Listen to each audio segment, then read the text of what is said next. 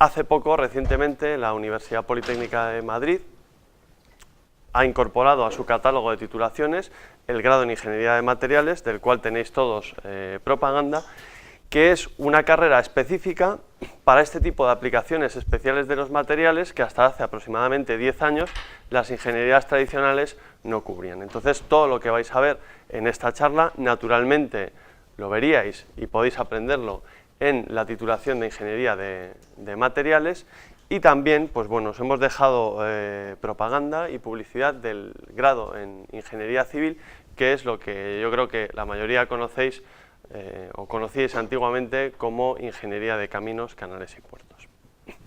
Bueno, pues yo creo que hecha esta presentación un poco accidentada, la verdad es que no esperaba tener tanto éxito y es un gusto, solo espero que no os durmáis, intentaré que sea lo más ameno, aunque desgraciadamente, pues bueno, soy profesor de física en el grado de Ingeniería Civil y por tanto me parece imprescindible poner un poquito de física, yo espero que sea muy fácil y que no os aburráis, pero yo creo que es muy interesante para que veáis cómo con unos conceptos muy sencillos se puede entender muy bien el funcionamiento de los materiales y cómo aprovecharlos.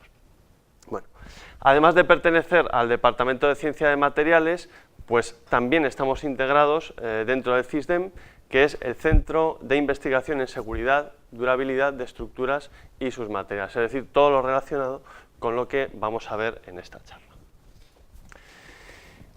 ¿Por qué es tan importante la protección frente a impactos? Bueno, yo creo que esto es algo que prácticamente pues, no necesita introducción. He conseguido, por ejemplo, esta imagen, son estadísticas de Estados Unidos del 2007 y podéis ver cómo, bueno, no sé si lo veis muy bien, pero la mayor causa de muerte en un rango de edades muy amplio, hasta los 45 años prácticamente, se debe a accidentes y fenómenos no intencionales, además de otros, pues bueno, tipo homicidio, suicidio, etc.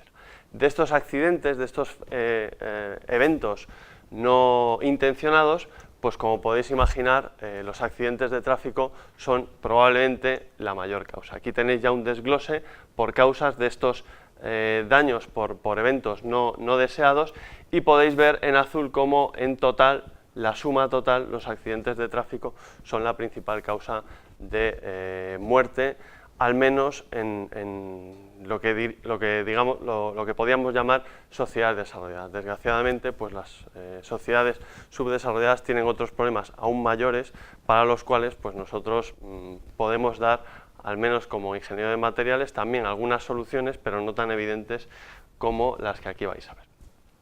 Pero claro, no solo se trata de proteger frente a accidentes, hay otros eventos, otros fenómenos en los que también podemos y es necesaria aportar nuestra protección.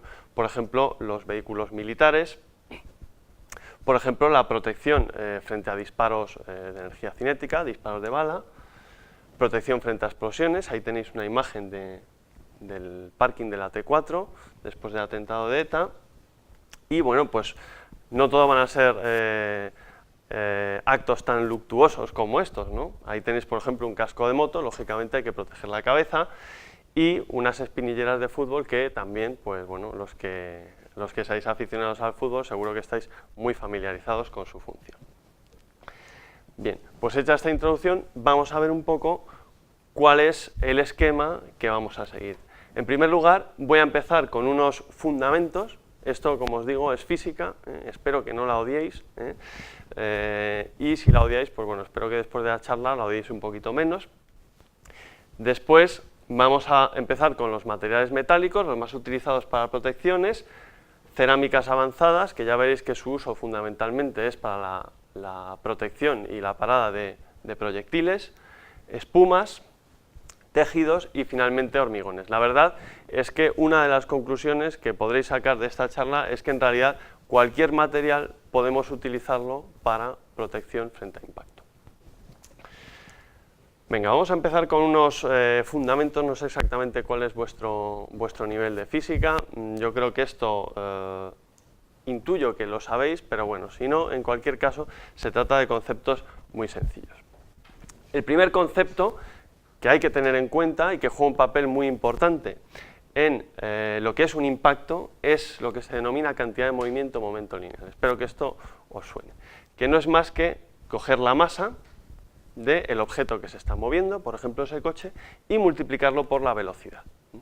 Esto se puede expresar vectorialmente, pero para hacerlo sencillo, pues nos vamos a quedar solo con esa expresión, solo con el escalar, que sería, como veis, masa por velocidad. Pues bien, lo que nos dice la física es que en caso de impacto, cuando dos sólidos chocan, la suma de sus cantidades de movimiento permanece constante. Es decir, tenemos nuestro coche, masa m, velocidad v, y ahí, delante en la carretera, pues aparece un perrito muy desdichado, que tiene una masa mucho más pequeña que la del coche y que en principio está parado. Lógicamente, si hacemos el balance de cantidad de movimiento, el coche tiene una cierta cantidad de movimiento, mientras que el perrito, como está quieto, pues su aportación sería cero. Pues bien, después del impacto, ambos objetos, y lo siento por el perrito, llamarlo objeto es un poco cruel, pero ambos objetos van a tener después una cierta velocidad y la suma de la cantidad de movimiento de esos dos objetos, en teoría, tiene que ser igual a la cantidad de movimiento inicial. Bien, esto nos daría una primera ecuación que rige lo que es un impacto. Otro ingrediente es la conservación de la energía, o mejor dicho, el balance energético, porque vais a ver que en realidad aquí está la clave.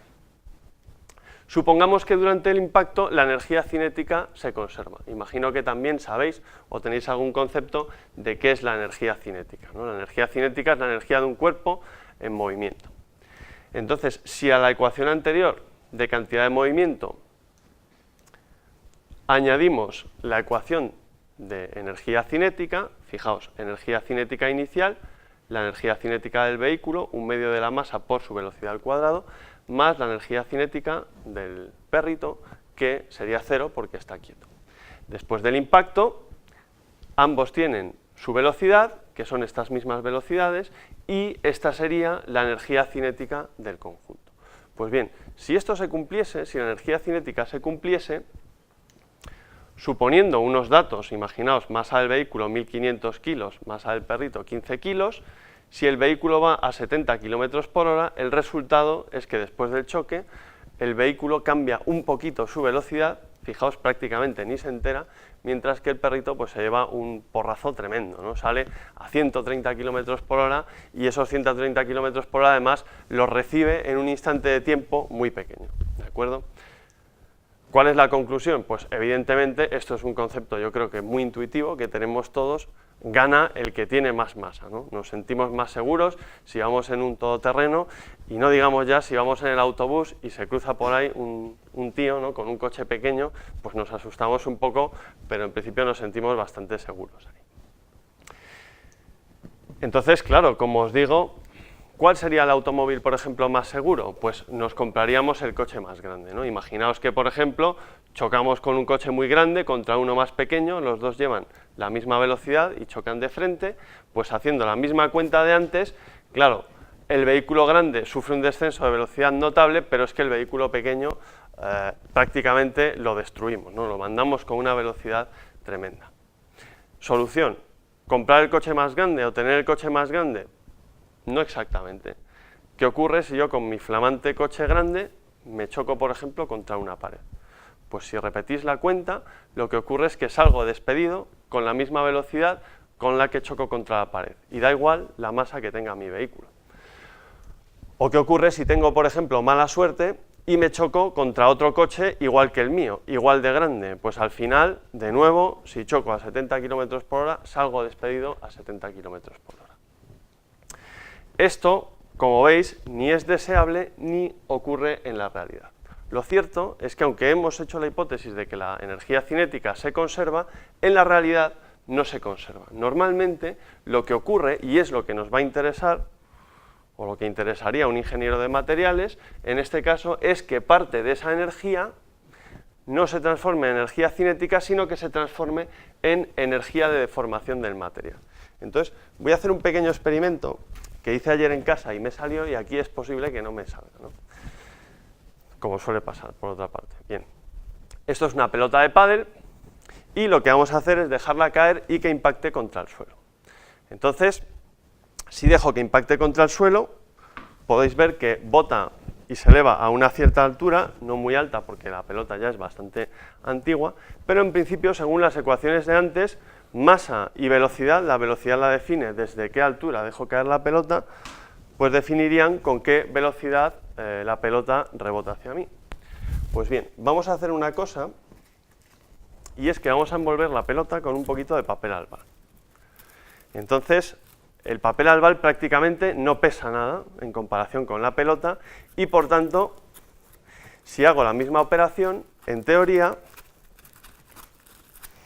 estaría ante el mismo problema. Si se conserva la energía cinética, tengo la misma masa y si la dejo caer desde la misma altura es la misma velocidad. Por lo tanto, debería rebotar hasta la misma altura. Entonces, si hacemos eso, podéis ver que rebota bastante menos y la diferencia fundamental, no sé si lo podéis ver por aquí, es que lo que ha ocurrido es que ese papel de aluminio que he interpuesto, lo que ha ocurrido es que se ha abollado y se ha deformado. ¿De acuerdo? Entonces, parte de esa energía cinética se ha convertido en energía de deformación del material. No sé si podéis ver la forma que ha cogido el aluminio. Entonces, esto es lo que ocurre en realidad en la mayoría de las situaciones. Yo aquí he traído un vídeo de una prueba de choque de un coche. Entonces, podéis ver que el coche se aproxima con una velocidad bastante grande, pero la velocidad con la que sale rebotado es muy inferior, y fijaos que lo que ocurre básicamente es que toda la zona frontal del vehículo lo que está haciendo es abollarse, estamos deformando el material, igual que hemos hecho con el papel de aluminio, y estamos absorbiendo energía cinética. Eso es muy interesante, primero porque no tengo coches rebotando, y segundo porque, como veréis un poco más adelante, además conseguimos minimizar, o al menos reducir, el daño para los ocupantes del vehículo. Bien, vamos entonces a continuar. Yo espero que ahora sí que ya no haya más problemas, porque esto no se veía bien cuando he puesto el vídeo. Entonces, como os decía, parte de esa energía la van a absorber los materiales en forma de deformación. ¿Cómo absorben energía los materiales? Pues bien, tranquilos que se está acabando el rollo, ¿eh? Luego ya pasamos a lo más divertido. Pero un poco de rollo es necesario, porque si no, estas cosas no serían divertidas, si fuesen muy fáciles no serían tan divertidas, ¿de acuerdo? Fijaos, imaginaos que cogemos una barra de material, un material cualquiera, y le aplicamos una fuerza, lo estiramos. Para eso tenemos unas máquinas que posteriormente mi compañera Chus, María Jesús, os va a enseñar en el laboratorio y podéis ver ya con más detalle. Si yo a una barra de material la someto a una fuerza, podemos registrar la fuerza frente al alargamiento de esa barra. Entonces, normalmente, cada material tiene un comportamiento, pero lo que nos encontramos es una curva de este estilo hasta que el material finalmente se rompe. Pues bien, esta es la ecuación más difícil que vais a ver. Se puede obtener el trabajo necesario para deformar el material de esta forma. Recordad, yo creo que esto lo sabéis, trabajo, fuerza por desplazamiento, pues lo que vamos haciendo es obteniendo el trabajo que necesitamos para ir estirando el material de esta forma. Entonces, si hacéis esa operación, lo que obtenéis es que el trabajo o la energía necesaria para deformar el material es la integral de la fuerza extendida al desplazamiento, o sea, es el área bajo la curva que obtenéis en un ensayo tensión-deformación. Por lo tanto, en una primera aproximación, ¿cuáles serían los mejores materiales para absorber energía? Pues iríamos al laboratorio, haríamos ensayos a tracción o a compresión, que muchas veces el comportamiento es similar, y aquellos materiales que nos diesen mayor área bajo la curva serían en principio los mejores materiales para absorber energía en caso de impacto. Ahora bien, hay que hacer, bueno, esto simplemente es una recapitulación. En definitiva, hasta lo que hemos visto, ¿qué cualidades le podríamos pedir a un material para que nos proteja bien frente a impacto? Pues en primer lugar, hemos visto que la masa en general funciona bien, ¿de acuerdo? Ahora, como os he puesto aquí, no siempre la masa también hay que moverla, y si se trata de proteger un avión o un coche, pues el peso nos va a costar mucho dinero, nos va a costar mucho consumo, ¿de acuerdo? Y por otra parte, hemos visto que también es deseable que cuando hacemos uno de estos ensayos, un ensayo de tracción, simplemente traccionar el material o comprimirlo, nos interesa que el área bajo la curva sea muy grande. Ahora bien, como os decía antes, yo puedo tener el mismo área bajo una curva de formas muy distintas. Estas dos curvas son completamente distintas, pero el área que hay encerrado bajo ellas es el mismo, ¿de acuerdo? ¿Es el efecto de esos dos materiales igual, sí o no? Pues bien, lo cierto es que ambos son capaces de absorber la misma energía, como hemos visto, pero si hacemos un análisis adicional, también más física, de nuevo, y ahora sí que os prometo que estoy acabando, fijaos, cuando el coche recibe un impacto, en realidad lo que está recibiendo es una fuerza durante un instante de tiempo pequeño, ¿de acuerdo? Y esta ecuación sí que os la sabéis, os sabéis la segunda ley de Newton, imagino, que es que la fuerza es igual a la masa por la aceleración. ¿Qué quiere decir? Pues si cuando el vehículo recibe un impacto, lo que está en realidad recibiendo una aceleración que es igual a la fuerza partido por la masa, esta es la fuerza que ejerce el material cuando se deforma, entonces es fácil ver que si la fuerza es muy grande, la aceleración también es muy grande. Mientras que si la fuerza es baja, la aceleración es baja. Por lo tanto, fijaos, en estos casos, con un material que me dé el mismo área, pero que necesite fuerzas muy grandes, voy a absorber la misma energía, pero voy a tener aceleraciones muy grandes dentro del vehículo, ¿de acuerdo? Por el contrario, si obtengo ese gasto energético, ese consumo de energía con una fuerza baja, voy a tener aceleraciones bastante bajas.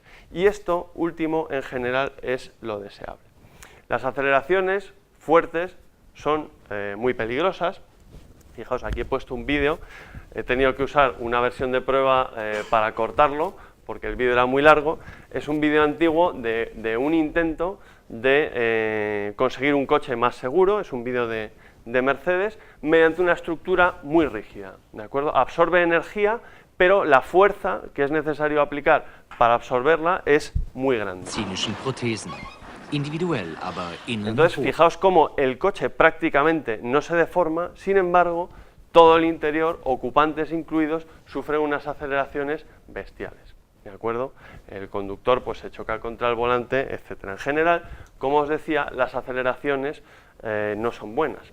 Aquí tenéis un gráfico, en este fenómeno sí que trabajamos hace unos años. Aquí tenéis un gráfico de la máxima aceleración vertical que puede recibir un conductor, o en este caso, pues este gráfico, estos datos se obtuvieron para diseñar asientos eyectables, ¿de acuerdo? Cuando el avión se va a estrellar, nos interesa sacar al piloto lo más rápido posible. Ahora bien, ¿cuál es la máxima aceleración que yo le puedo aplicar sin provocarle daños? Pues como podéis ver, la aceleración se mide en Gs, es decir, veces por encima de la gravedad. Una aceleración de un G equivale a una fuerza de mi propio peso.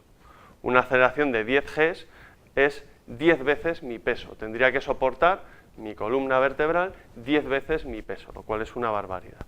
Entonces, bueno, en este caso, pues la zona límite aproximadamente son 16 Gs, pero no se pueden aplicar durante un tiempo muy elevado. En definitiva, lo importante, lo que os quería transmitir, es que hay que absorber energía, pero además, si es posible, no siempre va a ser posible y no siempre es necesario, pero a ser posible, mejor que esa energía se absorba de forma muy suave, de forma muy controlada y que induzca aceleraciones pequeñas. Bien, entonces, por fin, ya hemos acabado las ecuaciones y ahora venimos ya a las aplicaciones más reales, ¿no?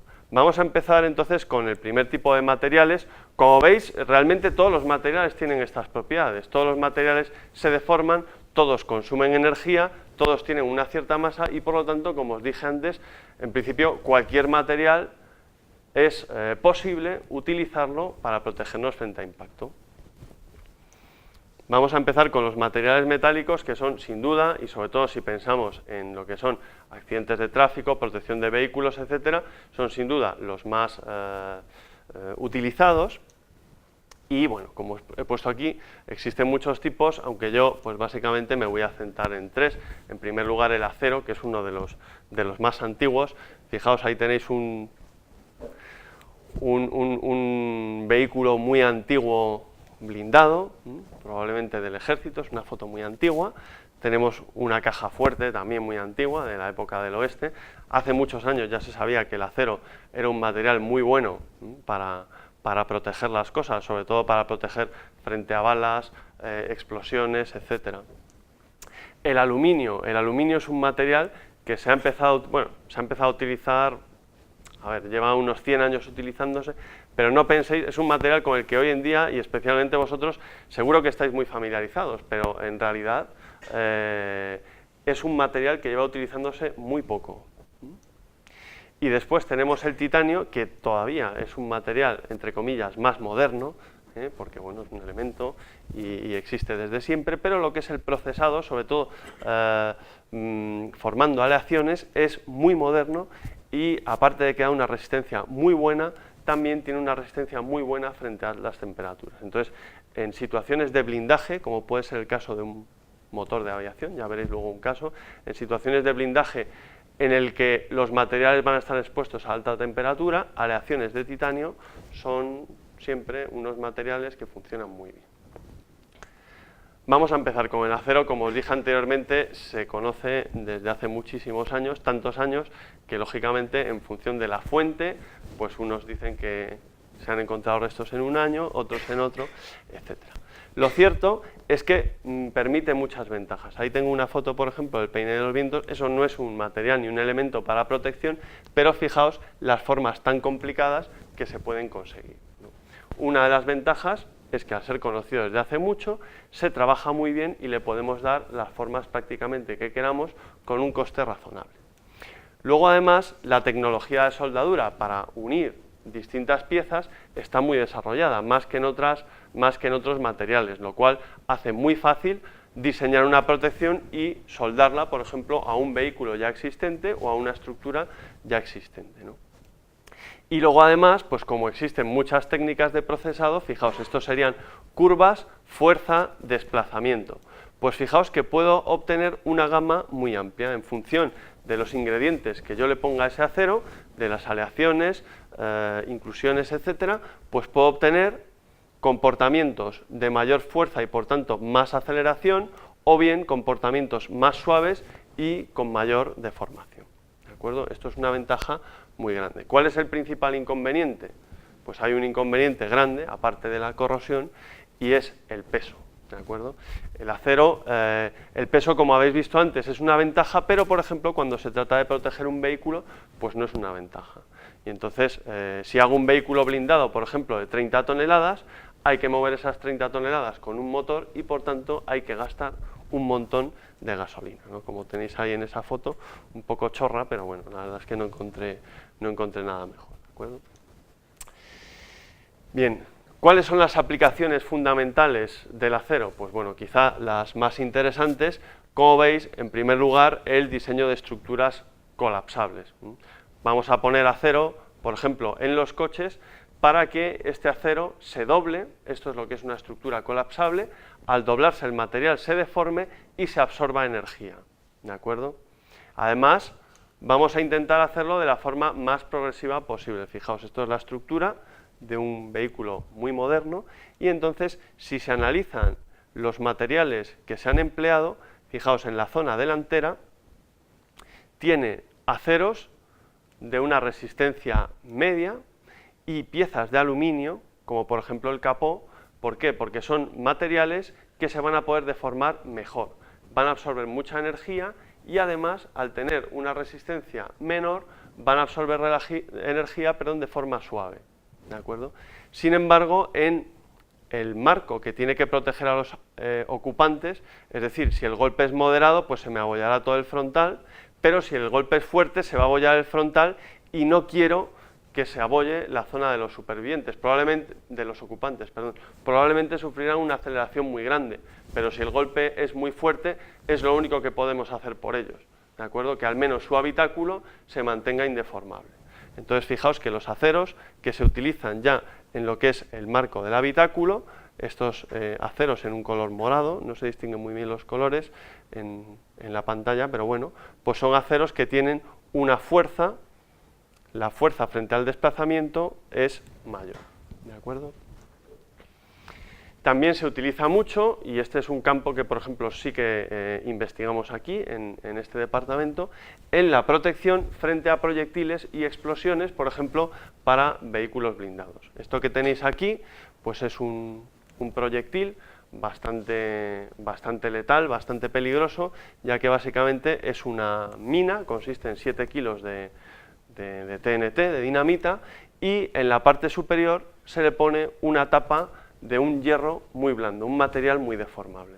Entonces, cuando el explosivo explota, además de que tenemos 7 kilos de dinamita y que por tanto hace un daño bastante grande, esta chapa que tenemos aquí arriba se deforma y se convierte en un proyectil que impacta al vehículo.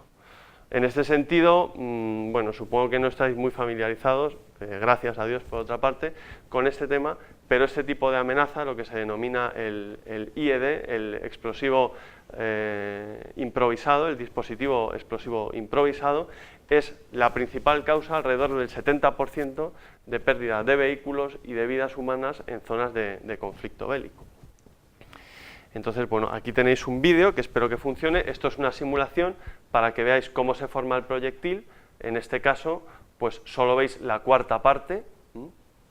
Y entonces, fijaos cómo se produce la explosión y en rojo veis la tapa del proyectil, la tapa metálica, cómo sube hacia arriba y al final pues es una masa a lo mejor de 5 kilos que se mueve a 2000 metros por segundo. ¿De acuerdo? Eso es muy difícil de parar. Ahí tenéis una radiografía de una prueba que se hizo con uno real para ver la forma del proyectil. Y bueno, aquí veis cómo queda la chapa de un vehículo, en este caso de aluminio, un vehículo blindado de aluminio después del impacto. Como veis, hace un agujero tremendo. Pues bien, una de las mejores protecciones es añadir aceros, en este caso de alto límite elástico, porque aquí, si bien la energía es relativamente grande, no es tan grande. Fijaos que la masa son a lo mejor 10 kilos, la masa del proyectil, pero no es nada comparable con las 30 toneladas que tiene un carro blindado. Entonces aquí la aceleración pasa a un segundo plano y lo que nos interesa es que sea un acero muy resistente. Entonces esta es la primera chapa de acero, que sí que es perforada por el proyectil, pero fijaos que la segunda chapa son dos chapas de 20 milímetros, la segunda chapa ya no sufre ningún desperfecto y la chapa original de aluminio, en este caso, pues sí que queda protegida y por tanto habríamos salvado la vida de los ocupantes, ¿no? También se utiliza mucho para protección frente a explosiones. Este es otro proyecto en el que también estuvimos involucrados. En este caso se trataba de proteger un vehículo logístico. Ahí debajo pues hay una mina de 7 u 8 kilos, que en algunas zonas de conflicto pues también es una amenaza muy extendida, y se protegió mediante un chasis, una estructura inferior soldada en acero, ¿de acuerdo? En este caso, la idea es absorber un poco de energía y, sobre todo, que el acero mantenga su integridad, que no se rompa y que pueda desviar la explosión hacia afuera del vehículo. Entonces, aquí tenéis el estado del vehículo después de la explosión con la protección, que bueno, no es muy bueno, pero este es el estado del vehículo sin protección, ¿de acuerdo? Entonces, bueno, como veis, en este caso, pues añadir unas chapas de acero, que es bastante barato, y con un peso total de alrededor de 2 toneladas, fijaos el efecto tan bestial que tiene, ¿de acuerdo? Bien, vamos a pasar al aluminio, voy a empezar a ir un poco más rápido. En el siglo XIX se le consideraba un material de joyería, para que veáis lo raro que era. De hecho, hubo una exposición universal en Francia en el siglo XIX y en un pabellón se exponía una joya realizada íntegramente en aluminio, ¿de acuerdo? Como si fuese algo, vamos, como si fuese la caña, ¿de acuerdo? Para que veáis que era un material raro y era un material caro. Sin embargo, el desarrollo de las técnicas de procesado y sobre todo el desarrollo de la aviación requiere materiales muy ligeros, impulsó su desarrollo incorporándolo de forma ya mucho más habitual en la industria. ¿Cuáles son sus características para que lo hacen bueno, especialmente bueno frente al impacto? Pues fijaos, en primer lugar, aunque la masa es buena, como os he dicho, no siempre, sobre todo cuando hay que moverla, nos interesa que tenga mucha masa. Entonces es un material ligero, es 2,7 veces más pesado que el agua, con lo cual viene a ser 3 veces más ligero que el acero. De hecho, esto es un chasis de un Fórmula 1 de los años 80 o 70. Ahora, supongo que sabéis, yo creo que ahora todo el mundo con Fernando Alonso pues sabe un poco de Fórmula 1, que los chasis se hacen en fibra de carbono fundamentalmente, pero antiguamente se utilizaba el aluminio porque era el material más ligero. Tiene menor resistencia que el acero, pero tiene una buena capacidad para deformarse. Fijaos, este sería el comportamiento en fuerza frente a desplazamiento de un acero. Fijaos que está por encima del aluminio, pero el aluminio también tiene una buena capacidad, lo podemos estirar bastante, ¿de acuerdo? Como además es un material que se adapta muy bien al proceso de aleado, a las aleaciones, se pueden obtener también, como veis, comportamientos muy distintos según las necesidades que tengamos. Algunos de absorción más suave de energía y otros de absorción más fuerte, pero con un valor mayor total de la energía que absorbe. Como es muy deformable, esta imagen es muy familiar, es una lata aplastada. Pensad lo fácil relativamente que es abollar una lata, pues cuando hacemos ese proceso estamos absorbiendo energía. Este mismo concepto se aplica mucho para fabricar tubos, sobre todo para absorber energía. Los tubos se abollan más o menos como las botellas de agua y en ese proceso van absorbiendo energía. Se utiliza mucho para fabricar, por ejemplo, barreras frente a impacto. Fijaos, esto es antes del impacto y después del impacto completamente abollada. Y aquí tenéis otro ejemplo, también en aluminio. Se trata de barreras, sobre todo para la seguridad en autopistas, autovías, para que absorban la mayor cantidad de energía y minimizar el daño a los ocupantes y sobre todo que ese vehículo pues, no pueda impactar luego con otros vehículos. En los últimos años se está incorporando incluso al aluminio, no es por hacer propaganda de Audi, pero me parecía muy indicada esta imagen. Es un tríptico, un folleto promocional de Estados Unidos y bueno, hacen propaganda de que todo el chasis, toda la carrocería es de aluminio y bueno, no sé si lo podéis ver ahí, pero viene a decir más o menos que la tercera generación de Audi Space Frame, que es el nombre que le ponen a este chasis, es una estructura completa de aluminio que creemos realmente que es más ligera, más resistente y más segura que el acero, ¿de acuerdo? Es un material que es incluso más seguro. ¿Por qué no se utiliza en todos los vehículos? Pues porque es más caro, ¿de acuerdo? En algunos coches, como la fotografía que os puse anterior, la fotografía anterior, que esto me parece que es un Porsche Cayenne, pues fijaos que aquí, en este caso el capó, se hace de aluminio también para tener ahí una zona de absorción de energía y en este caso incluso si atropellamos a un peatón, si el peatón se golpea contra el capó, el daño que sufre es menor, ¿de acuerdo? Pero incluso cuando no es una cuestión de peso, simplemente sus propiedades también son buenas y se emplean mucho en blindajes. Lógicamente se utilizan placas mucho más gruesas que las de acero, pero fijaos, aquí tenéis varias imágenes de cómo, de una sección de una placa de aluminio que ha parado un proyectil y fijaos que el proyectil es capaz de penetrar a una profundidad bastante grande, pero el aluminio es capaz de detenerlo. En principio, pues es un material que funciona bastante bien. Respecto al titanio, pues es un material cuya incorporación ha sido aún más tardía, tiene unas propiedades muy similares al acero, pero es más ligero y además aguanta muy bien las altas temperaturas. Por eso se utiliza en condiciones muy especiales, porque es tremendamente caro, este es el mayor inconveniente, pues se utiliza, por ejemplo, en pistones y bielas de motores de competición y especialmente en turbinas de aviones, de aeronaves, en las cuales por su funcionamiento las temperaturas son muy elevadas y otros materiales como aluminios, aceros, debido a que la temperatura es muy grande, pues se deforman mucho y pierden sus propiedades. ¿De acuerdo? Las aplicaciones, por lo tanto, son las mismas que el acero, ya que es muy parecido, tiene unas propiedades muy similares, solo que es mucho más ligero. Entonces, como es muy caro, pues sus aplicaciones se restringen a casos muy particulares, como es el caso de este avión de combate, que lleva una protección solo para el piloto de titanio, una chapa en la parte inferior y en la zona de los pies, por si le disparan con algún proyectil desde tierra, fundamentalmente. Como os he dicho, también en el funcionamiento y en piezas de turbinas es un material que se emplea muy bien. Las turbinas funcionan más o menos como tenéis en esta imagen, cogen aire atmosférico a temperatura baja, temperatura fría, fijaos las flechas azules, pero entra en una zona que se llama compresor y la compresión del aire ya va elevando su temperatura y posteriormente pasa por esta pieza que es la cámara de combustión, donde se inyecta combustible y se produce una explosión, cuyos gases pasan posteriormente por esta zona que es la turbina. Esos gases ya están a alta temperatura, como veis, salen en color rojo. La temperatura de funcionamiento de la turbina, ahí tenéis una imagen de una turbina, puede estar cerca de los 1000 grados centígrados y además las velocidades de rotación pues, pueden estar cercanas, bueno, incluso superiores a las 10.000 revoluciones por minuto. O sea que son unas condiciones de trabajo muy duras, en las que nos interesa que el material resista a alta temperatura y además que sea ligero, claro.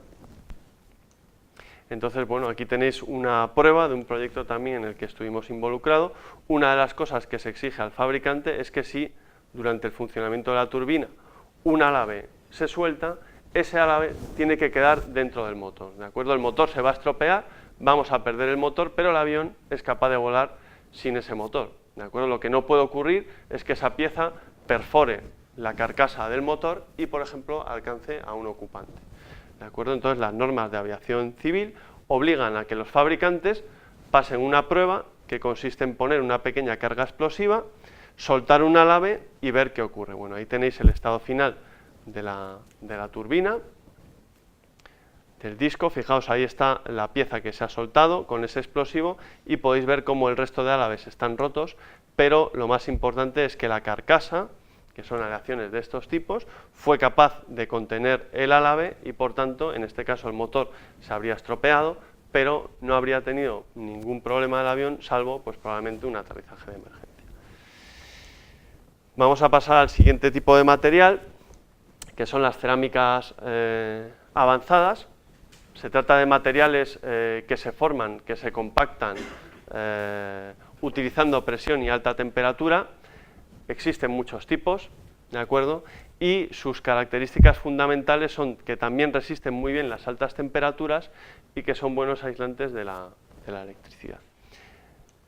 En este caso, desde el punto de vista de la protección frente a impacto, tienen algunas cualidades buenas y otras no tan buenas. En principio, tienen una elevada resistencia a compresión, es decir, si intentamos comprimir uno de estos materiales, aguanta muy bien, pero si lo que hacemos es tirar de él, es bastante frágil. Se rompe con mucha facilidad. Y luego, por otra parte, una vez que se inicia ese daño, se propaga a todo el material, lo cual tampoco es bueno, porque un pequeño golpecito de atracción hace que todo el material se estropee. ¿De acuerdo? Esto se puede resumir un poco en esta imagen que tenéis aquí. A compresión aguanta mucha fuerza, aunque con pocas deformaciones, mientras que a tracción aguantaría poco. Como son además relativamente ligeras, su densidad es más o menos la mitad que el acero, son muy adecuadas para detener proyectiles. Bien, entonces yo he traído aquí unas muestras para que las vayáis pasando y las veáis y luego me lo devolváis. Esta primera pieza que tenéis aquí, esto es un acero balístico, es una pieza de hecho que se ha sacado de un vehículo blindado. Entonces, fijaos que es bastante pesada y bueno, no es más que una pieza de acero. Esta otra pieza, las vais pasando, es un aluminio, también de un blindaje, y podéis ver que es bastante más ligero. Y finalmente esta pieza, y tened cuidado porque esto cuesta un riñón, esto es una placa de alúmina, que son este tipo de cerámicas que básicamente, como veis aquí, se confeccionan formando placas relativamente pequeñas. ¿Por qué? Porque, como os he dicho, es muy frágil.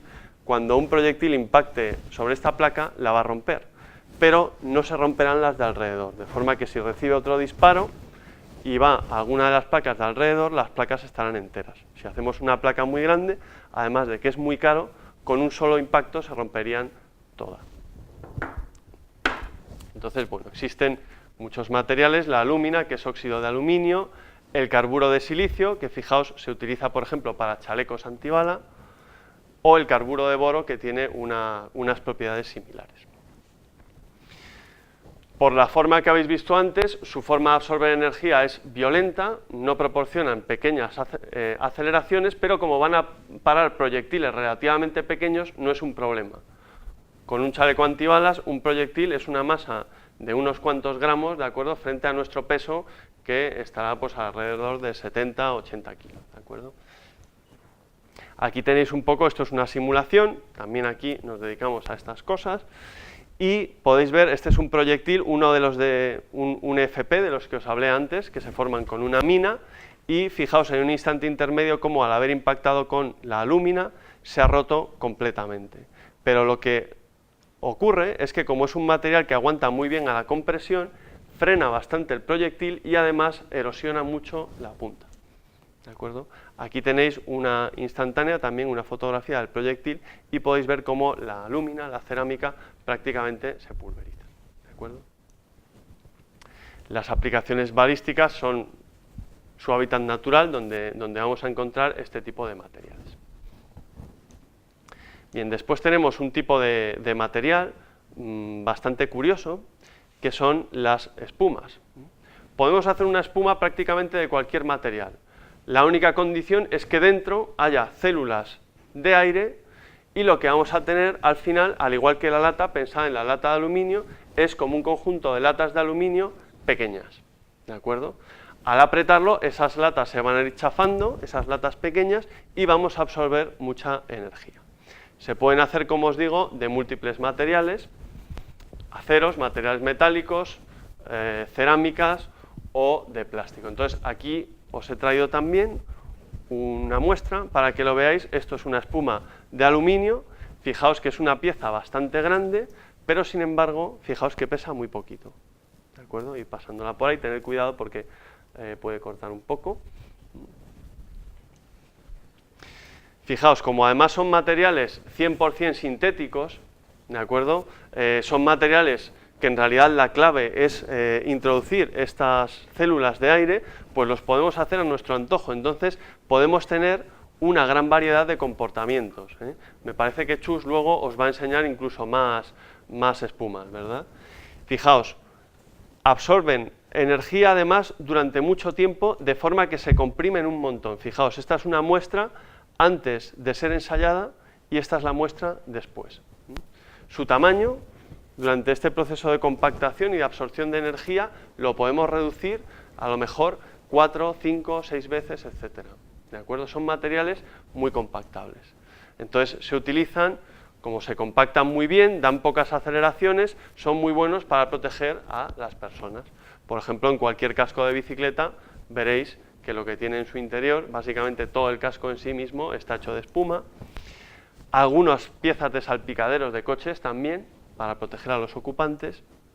Y, bueno, pues de nuevo, ahí tenéis las espinilleras, ¿no? Incluso en cualquier caja de embalaje, para proteger el contenido, pues básicamente lo que tenemos son espumas. También se emplean para usos balísticos, para absorción de energía a niveles más altos. Esto es de otro proyecto, ahí tenéis un vídeo de cómo explota una mina debajo del paso de rueda, donde va la rueda de un vehículo militar, y en este caso pues hicimos una protección, esta que tenéis aquí abajo, que básicamente es un sándwich, es decir, 2 capas de acero, y por medio tiene ese material que tenéis ahí. ¿De acuerdo? Con esto lo que hacemos es absorber un poco de energía y sobre todo minimizar las aceleraciones en los ocupantes. Ahí tenéis la situación final, veis la rueda completamente destrozada, pero la carrocería del vehículo pues queda razonablemente protegida. En cuanto a los tejidos, pues básicamente la idea es utilizar fibras de muy alta resistencia para tejerlas y fabricar un material asimismo muy resistente. Las más resistentes y las que más se utilizan pues son el Kevlar, el Nomex y el Dyneema. Este último es un polietileno de alta densidad. Entonces, se trata de fibras muy resistentes, que por otra parte a veces son frágiles, ¿de acuerdo?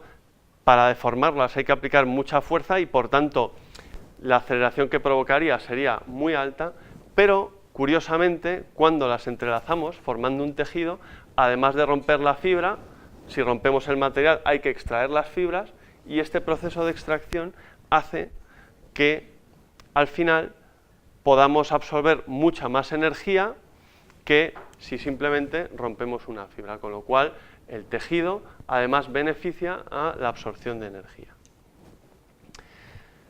Su gran ventaja es que son tremendamente ligeras, pero tiene dos inconvenientes. En primer lugar, son extremadamente caras. Estos son los materiales quizá más caros, más que las cerámicas. Y luego, por otro lado, para trabajar tienen que deformarse mucho. Entonces, aquí tengo también, bueno, esto no lo he dicho antes, aquí lo que tengo, esto no lo vamos a pasar porque pesa mucho. Esto es un blindaje de alúmina, de cerámica, que son esas piezas rosas que veis. Y bueno, la parte trasera pues es una placa de aluminio, ¿de acuerdo? En este caso, pues como podéis ver, hubo perforación, el proyectil era muy grande, pero bueno, para que veáis más o menos cómo queda la alúmina, si queréis echarle un vistazo después, está aquí, ¿de acuerdo? Esto pesa mucho y no es fácil pasarlo por ahí. Pero aquí tengo dos tejidos, este que está formado por fibras de Kevlar, podéis ver que ha recibido algunos impactos, dejadlo por ahí, luego ya lo recojo. Y fijaos, este por ejemplo es con fibras de Dyneema y en este caso ha parado el proyectil, pero fijaos la deformación que ha sufrido, que ha necesitado para poder parar el proyectil, ¿de acuerdo? ¿Esto por qué es un inconveniente? Pues si yo utilizo este material sin más como chaleco salvavidas, parará el proyectil, pero primero me atraviesa, ¿de acuerdo? Para el proyectil cuando ya está dentro, con lo cual hay que utilizarlo cuando tenemos mucho espacio, ¿de acuerdo? Y generalmente pues alejarlo un poco de lo que queremos proteger, ¿no? Podéis ver que es muy ligero. Aquí tenéis una imagen de cómo va parando un proyectil y cómo se deforma. Se utiliza pues en elementos que requieren ligereza y que podemos alejar un poco de lo que queremos proteger, como por ejemplo en cascos militares, cascos de motos, chalecos también salvavidas, pero en este caso abultan bastante. Y en ocasiones, incluso aunque la ligereza no sea importante, tienen propiedades muy buenas. Aquí tenéis de nuevo a nuestro viejo amigo, que es el FP, este proyectil que se forma después de una explosión, y en este caso, pues con un blindaje de alúmina, que es aquel material, aquella cerámica, y un tejido de Dyneema, en este caso, pues se pudo parar el proyectil. Ahí tenéis el estado final del Dyneema, podéis ver cómo está muy deformado, ¿de acuerdo? Esta es la chapa final del vehículo que no se rompió. Bien, por último ya, y ya termino, paso a los hormigones. Es un material frágil, pesa mucho y encima no tiene una resistencia muy buena. Entonces diréis, bueno, ¿y esto para qué me sirve? Pues la gran ventaja es que es un material fácil de conseguir, fácil de utilizar y sobre todo es muy barato, ¿de acuerdo?